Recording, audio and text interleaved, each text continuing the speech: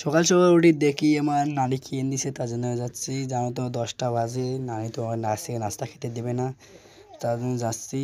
দেখি কি আন দিছে, দেখা যাক। বাবু রোদটা তো সেই উঠছে রে পাই রে, এলে রোদ নম্বর চুকুর ধরবে রে বাপ, সেই চুকুর ধরে ভাই। এতে আমার নাই দেখুন কি আন দিছে নানি।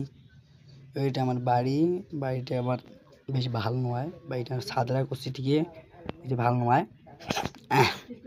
আমার সকাল সকাল কিছু খাইতে দেখলো না, দেখো আমার সকাল সকাল কি আনদিছে দেখতে যাচ্ছি। আন্দাবার ওই আন্দাবাজে কী কী আনদিছি, যেমন তোসালাত কি আনদিছে, তোসালাত বাবু মাছের বাজার আনতে দিস।